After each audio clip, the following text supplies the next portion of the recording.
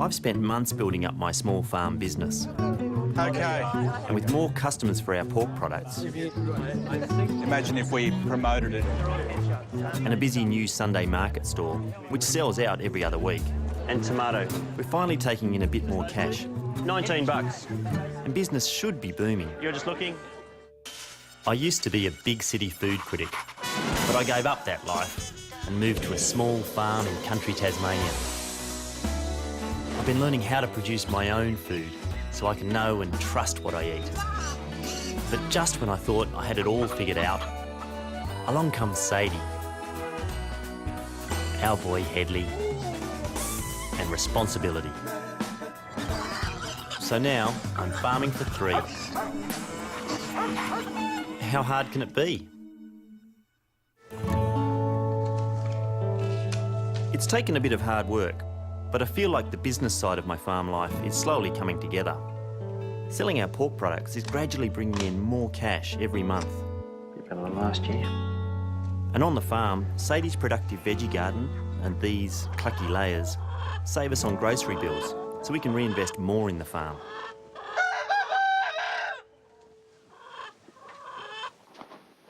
Sadie, I've got the eggs.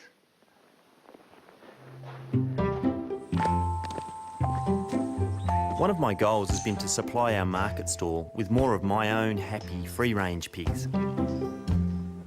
And to that end, I've built more capacity on the farm with new pig paddocks. There you go, Clarissa. And I've built smart in a cartwheel arrangement so I can feed all the pigs from one central spot.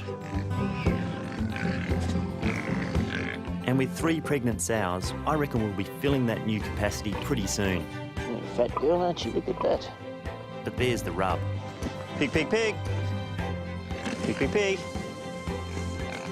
Problem with pigs is they're born in these big litters. So they all come at the one time, which means they also should go to slaughter all at the one time. So what that means is I've got weeks, months where I've got no pork at all from my own piglets, and then suddenly I've got too much, you know, 500-600 kilos worth of pork meat all in one week. I'd love to come up with a way that I can actually take off a lot of meat at one time and have a way of keeping that for longer.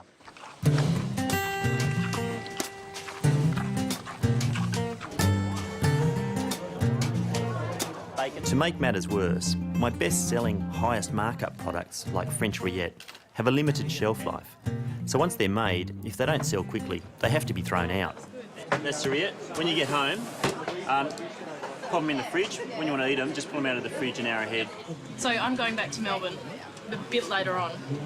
Do I need them in the fridge now? In theory, anything that's out of the fridge for more than 4 hours has to be eaten straight away. So. Maybe next time. All right. Yeah. Thank you. No worries, next time. Yep. Good. Thanks. That happens all the time. People want to take a product back interstate or they want to leave it out of the fridge while they're travelling. It'd be really good to have a couple of products at least that had a long shelf life.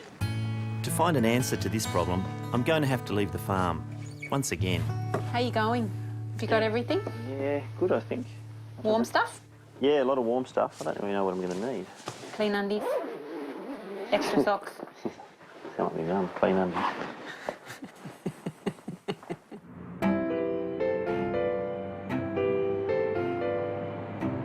But this is no ordinary research trip. I've actually been really lucky since I moved to Tasmania. So many of the problems I've come up against, I've been able to rely on neighbours, other small farmers around the state to help me.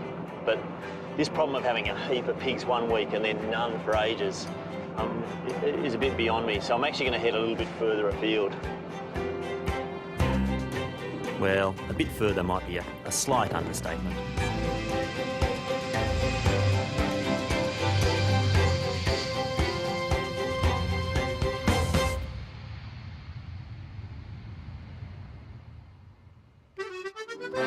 I've come all the way to the Piemonte region in the north of Italy, the home of the slow food movement.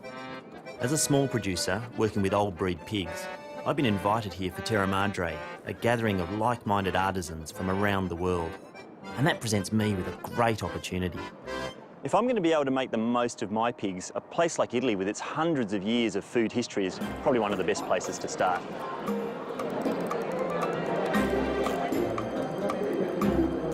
Here in Turin, running alongside Terra Madre, is the Salone del Gusto, a massive showcase of traditional wares from all over the world. Every kind of artisan produce imaginable, and a whole lot more, are under one roof. I'm in absolute heaven. This is amazing. Look at this. This is naturally cured salami from central Italy. It's the most amazing thing I've ever seen. You'd never, ever see anything like this in Australia. You know, they've got a natural rind on. They've actually got blue mould on the outside. If I could make stuff like this, you know, covered in mould and naturally cured using minimal preservatives, using my pigs, it'd be a dream come true. When you make salami, there's risks involved. And look, people died in the 1990s in Australia from eating badly made salami. What I want to do is learn how to make something like this, something that's naturally cured. Obviously, they've got hundreds of years of tradition. They know how to make it safely. I've actually arranged to meet a guy here who may be able to help me to learn how to make this back in Australia. Giampiero Rosati is from the Umbria region in central Italy. Very pleased to meet you. I was looking for you. You are here in this beautiful salumi. He's also a slow food devotee, and he's offered to be my guide to the world of salami. You know the name of this salumi? No. This is coppa. Coppa? This is capocollo. Yep. This is a sausage, dry, Yep. and this is a sausage fresh. This is ciauscolo, fresh salami. A fresh salami, right. And this is more fat. This is fantastic. Roasted bread, and you put this. Just warmed? Yeah, warm. We see this sort of, kind of, in Australia. Never as good looking as this and never tasted that. That we never ever see. No way. No one makes anything that looks like that. No, no. So this one doesn't last as long as these ones? Yes. This is you eat fresh. You prepare and you eat. This is you can keep for months. When it became hard, it's more tasty. It's better. I'm wondering if this is the solution to my problem. My problem is I have a lot of pigs 1 week, then no pigs for 5 or 6 weeks. What I want to know is if I could make a whole bunch of products that would keep. Do you think it's possible? Yeah, it's possible. And for this, I say I invite you to come to Umbria, because Orvieto and Umbria is the land of salumi. And the best tradition in Italy is in this region. I can't think of anything better to do. I would love to come to Umbria. Now that's Italian hospitality. I want to show you something. Stunning building, absolutely stunning building. It's beautiful.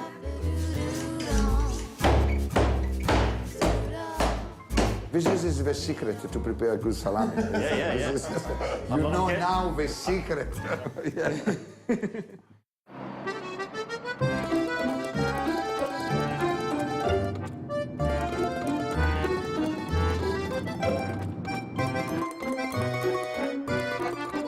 5 hours south of Turin, in the heart of the Umbria region, I find the ancient hilltop town of Orvieto, Giampiero's home.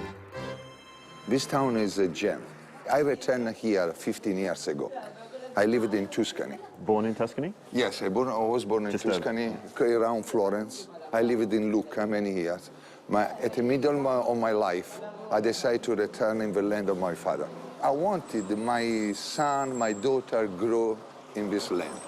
Because for me, it's the best place in the world where you can live. I want to show you something. This is the best example of a Gothic style in the world, this cathedral. Unbelievable. And yeah, it was built to celebrate a miracle happened in Bolsena, town closer here. Stunning building, absolutely stunning building. It's beautiful. But stunning as it is, I haven't come halfway around the world just to take in the Gothic architecture. What I'm really keen on seeing is the land that produces the rich flavours I tasted in Turin. This region is called the green earth of Italy. No wonder. And now if you look here, you can see, you can understand why. It's beautiful. Absolutely stunning. You can see the black soil and you can see the water in the landscape. You can see how much is growing here. Yeah. You know, this is a Garden of Eden. This is so bountiful. No, this region, the landscape of this region is one of the best in Italy. And now we go in this direction to visit the pig farm of my friend Alfredo.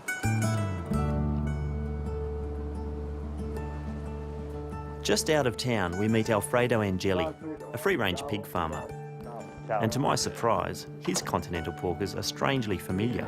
You may not believe this. I know this is a local breed, but these look almost identical to the pigs that I have in Australia, Lui dice, which is è English breed. incredibile come dice questi maiali sono identici a quelli che lui aveva in Australia. These are a little smaller, but the same colour, Dice un pochino più butchers, piccoli. same shape. Yeah. Yeah. Ma Lovely la pig. ragione non la Yeah. Yeah. What's this that they're eating? There's a huge mound. It's a chestnut. Chestnut. Chestnut, Oh. yes. Wow. And does that The chestnut is great for the meat. extra flavour?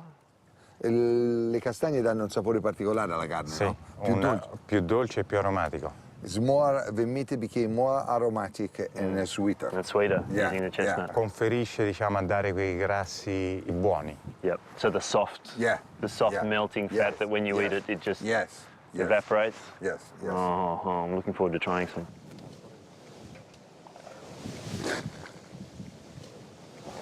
This is unbelievable. I've come Yeah. the complete other side of the world. These pigs look very similar to the ones I've got. The whole setup, small litters, slow-growing pigs with fantastic flavour and really good fat, and doing it because we think it's better. We think it's better. So you fly so long, Yeah. one day to Just- arrive but- here in Umbria, but it's, you and know, to it's find the same pig you No, have but, in no, but it's Australia. inspiring. It's inspiring because, you know, there's not many farms doing it. He's doing it because he loves it. Sì, è la stessa storia dice in Australia, perché le persone dice noi facciamo queste cose, anche lì i maiali questi hanno una resa inferiore, hanno tutto, però dice gli piace questa cosa, e dice allora dice ho viaggiato tutto Yeah, questo, it's true.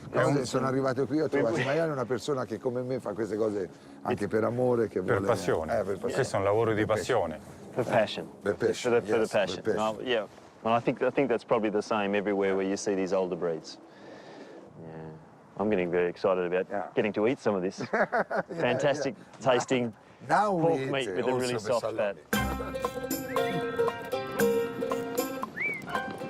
Most of Alfredo's pigs end up as long-lasting products like prosciutto and salami in the local pork butcher, or noccineria, as they would say here.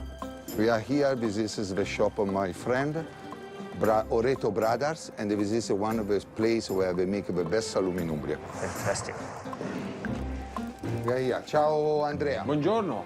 Buongiorno, piacere. Ciao Giampiero. Ciao. Questo è il mio amico Matteo, dall'Australia, è venuto fino a qui per imparare a fare i salumi. The Oreto brothers, Andrea and Giampiero, which I guess is a common name in these parts, stock an incredible array of cured pork products. And they're known for their pork butchery? I mean, it looks like just pork in here, there's no... Yes, just pork. They sell beef. just pork, no Just beef. No beef. So this kind of shop, this is a famous butcher shop from this region. Yes, it's a famous, this Norcineria is known all over the Umbria. And not just in Umbria, but all in Italy, because the people from Rome, from a different town to buy here the pork. Because it's so famous. It's very good, yeah. This is just amazing. You should see, you can actually smell it when you walk in the shop. You've got this fresh meat, you've got a baby pig, which you know, so hard to buy in Australia. Skinny little things, big fat, huge things, these cured meats, wild boar. I mean, it's pig paradise. It's just, you know, it's groaning under the weight of these pork products. Now we go to on the back and they show to you how to make a salami. How we can make a salami? Yes. And they're going to show me from scratch, starting with a naked pig. Well, half a pig. Monta tutto il maiale e ti fai i pezzi. I pezzi del maiale sono 5 pezzi. Fantastic. Giampiero makes incredibly quick work of the prime cuts. The hind leg for prosciutto, like cream. Prosciutto. This is prosciutto. The loin and belly. This is pancetta. You call this pancetta? Yeah. The belly. The highly prized spare ribs. This is good to roast it. Yeah. It's great. Yeah. And finally, This is capocollo. oh, that's the capicola, yeah. Also known as the shoulder. Now he prepare the prosciutto He's making it to look cut really so easy, but quickly, very exactly, because it's making something wrong. You have we cannot use it for prosciutto. We've just seen this whole pig broken down, and the legs ended up trimmed for prosciutto, and all this meat that gets cut off to make a really nice, neat ball of prosciutto. The meat that's cut off goes in salami, so you're actually not wasting anything. You're actually mincing that up and turning that into something that's really worth a lot and will last as well. Now he prepare fat for salami. And where's the fat come from? From a lombo. From the top of the Yes, loin? Yes. Okay. So this, but just as important as what goes in is what's left out. This is buffo. This is For buffalo. matriciana? The cheek Oh, of the yeah, pork yeah, for yeah, matriciana. yeah. This Okay. is the buffalo. Okay. This part, never you use this meat in salami on sausage. Really? Because when you age this part, Yep. the fat is no good. This Okay, is so so for only the half. salami you use half a pancetta, the top. part from the shoulder. Okay. Yeah. This is the secret to prepare good salami. This is- you know now the secret. This has been absolutely amazing. Giampiero has taken a pig, it was 110 kilos, twice as big as the stuff I get, and broken it down in 20 minutes. He's broken it down into prosciutto. We've seen shoulder prosciutto, how they do the belly, but more importantly, I've learnt which bits you can put in salami and which bits you can't, which I would never, ever have learnt by doing it from a book or back in Australia. These guys are guns. Can you ask him if he wants a job in Australia? Vuoi andare a lavorare in Australia? Come no? Guarda, bastano 2 donne. Manco I soldi voglio. Due donne? È un casino. È un casino. I love to play, so you say 2 women and And one one casino, it's okay. It comes. Oh. This is Sì, kind of scary. You are well. You can actually smell it like a foot away from your nose. With the pig broken down, it's through to the kitchen and it's sausage time. So Andrea's invited me back here to make the salami, and apparently this is all we need. Questa carne qua è per la corallina, salame corallina. Corallina. Yep. Tutto magro e pezzettini di grasso. First up, a Corallina-style salami. Pepper. Ok? Yeah. It's deceptively simple. A little salt and pepper on the meat, Sale 25 grammi al chilo. a tiny amount of preservative that's required by law. Am I doing this the right way? Is buono or not? Yeah. Ok. You make Quick run through the mincer. And the chunks of fat get mixed through.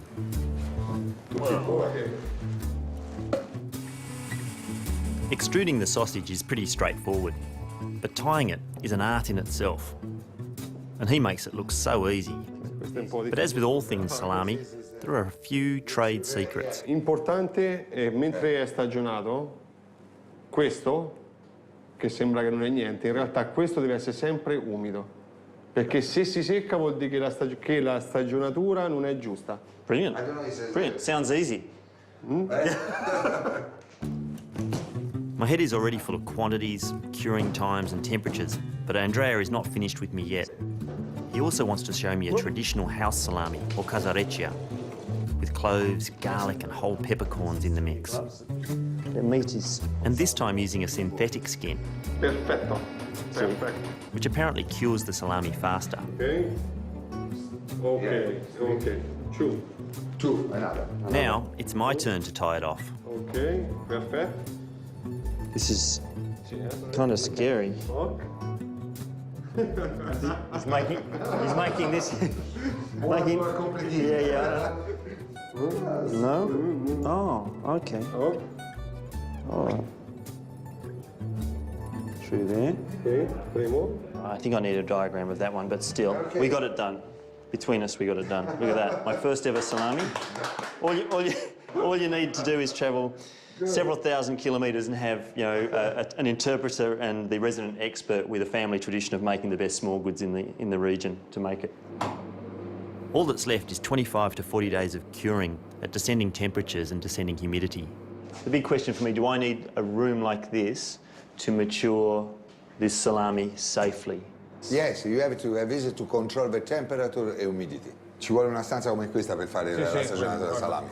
We need this is humidity. Yeah, temperature, temperature. 71% Yeah. humidity, 18 Yeah, degrees. Probably lost a bit since we opened the door. Very serious. Yeah. Okay.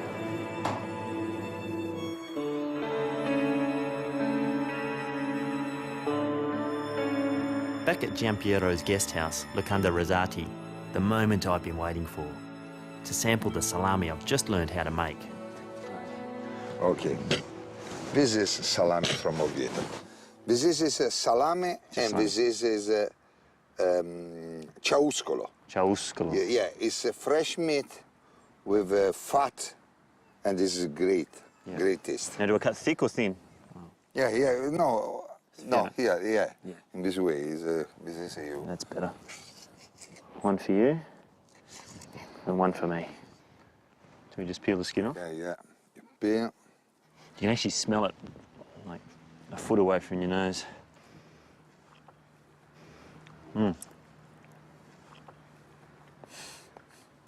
Yeah, soft.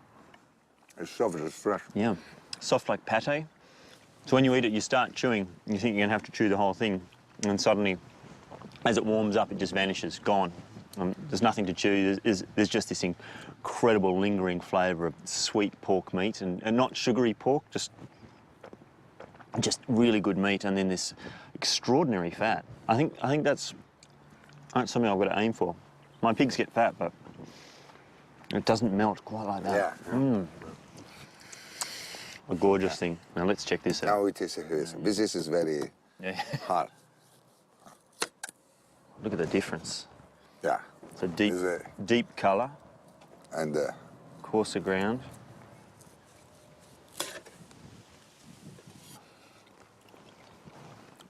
It's chewy. Huh? Good chewy. yeah, it's more tasty, more salt, more because of the age. Honestly, you eat that and you imagine it's got 20 ingredients because it's so complex, it's so intricate, there's so much going on at once. Good pork, salt, pepper, and garlic. Beautiful stuff, just incredible stuff. This is exactly the sort of thing in my wildest dreams. If I could make something like this, I'd be pretty proud of myself. If I could make something half as good as this, I'd be pretty proud of myself. My dog likes duck. Yeah. It seems almost madness to come to the other side of the world, to Italy, to learn how to make salami. After all, we've got salami in Australia. We make salami. But I have to tell you, sitting here with Giampiero outside his house, with our backs in the sun, tasting this, I don't know if it's location or what, but this is unlike anything else I've ever seen in Australia. Far superior, far better. That's why I'm here, to learn to make something like this. Sitting in the sunshine in the Italian countryside, eating some of the world's best salami, well, I don't ever want to leave. But I can't forget that I'm here on a mission to bring back new products like this salami that can transform my bust and boom farm business into a year-round winner. You've got a good life, haven't you? I have good life, good life. Good salami, good life. Well, I guess I could forget for just a little bit.